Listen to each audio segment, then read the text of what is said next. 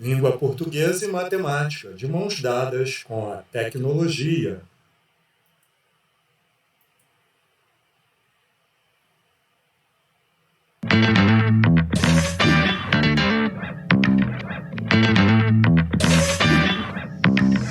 Sejam bem-vindos ao Nerdologia. Eu sou o Átila, biólogo, pesquisador e vacinado contra essa conversa. Hoje vamos entender se existe algum perigo oculto nas vacinas. Inverno chegando, época da vacina da gripe, e você deve estar se perguntando se tomar uma vacina é perigoso ou não. Vamos ver. O princípio da vacinação é apresentar para o corpo uma versão inofensiva de um organismo que causa infecções perigosas, como vírus e bactérias que chamamos de patógenos. A ideia já era aplicada há mais de 500 anos na China, onde restos de feridas de varíola eram secos ao sol. A radiação ultravioleta destruía o vírus e as pessoas aspiravam isso. O corpo tinha uma versão inativa do vírus para aprender a combater antes de encontrar ele de verdade, e assim desenvolvia uma proteção que chamamos de imunidade. Esse método foi aperfeiçoado por volta de 1780 por Edward Jenner, que descobriu que o vírus da varíola de vacas causava uma infecção inofensiva que protegia as pessoas da varíola humana.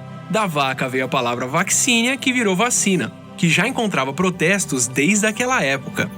Até hoje, vacinas são feitas ou com um organismo que não cresce bem em humanos, como a vacina da gotinha da polio, ou com ele destruído, como a vacina da gripe, e protegem o vacinado que fica imune e pessoas próximas que podem não desenvolver imunidade, como bebês e idosos.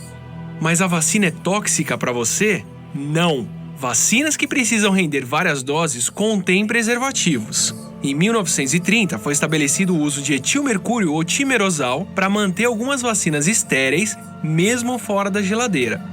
O timerosal é muito menos tóxico para o corpo do que o mercúrio metálico ou metilmercúrio, tanto que a quantidade de mercúrio por dose de vacina está dentro do considerado seguro. Na verdade, você ingere muito mais mercúrio se comer uma porção de cação pescado na costa brasileira.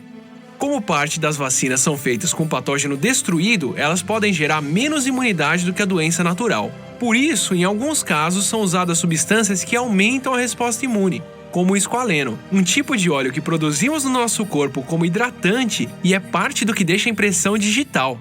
Ou também compostos de alumínio, usados em doses muito mais baixas do que é considerado tóxico. Doses menores do que você encontra no leite de vaca, no leite materno e em fórmulas de bebê, ou em qualquer comida preparada em uma panela de alumínio.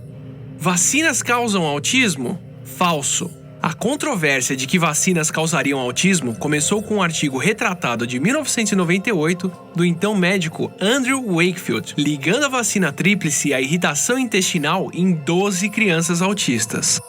Graças ao premiado trabalho investigativo do jornalista Brian Deer, hoje sabemos que Wakefield forjou boa parte dos dados das crianças. 3 delas não tinham nem autismo. E quem concluiu isso não fui eu, foi o Conselho Médico Inglês que cassou sua licença. Wakefield depositou patentes para testes, uma nova vacina e criou empresas que iriam faturar milhões com a retirada da vacina tríplice.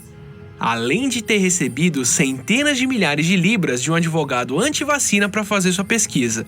Wakefield criou um mercado de processos contra vacinas no Reino Unido e nos Estados Unidos que, para recrutar clientes em ações milionárias, cria esses boatos. Boatos que muitos no Brasil repetem sem pensar. Por causa da acusação de que a vacina tríplice causaria autismo baseada em 9 pacientes, o CDC realizou um estudo com mais de 500 mil de crianças e não achou nenhuma ligação entre vacina tríplice e autismo. Em seguida, o timerosal contido nas vacinas foi culpado pelo autismo. Mais um estudo, esse com mais de 400 mil crianças, também não achou ligação nenhuma. E dezenas de outros estudos posteriores só reforçaram: não há ligação entre autismo e vacinas.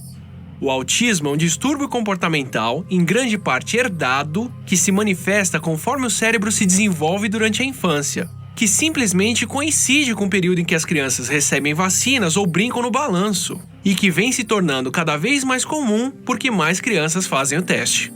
Então, existe algum perigo oculto pelas vacinas? Nenhum. O perigo são as doenças que as vacinas previnem. A varíola e o sarampo destruíram impérios e mataram grande parte dos índios das Américas. A varíola sozinha matou por volta de 500 milhões de pessoas durante o século XX. mais do que o dobro de todas as mortes por todas as guerras do século XX. Pergunta: você tomaria uma vacina contra o coronavírus? Aperte o pause e marque a resposta abaixo.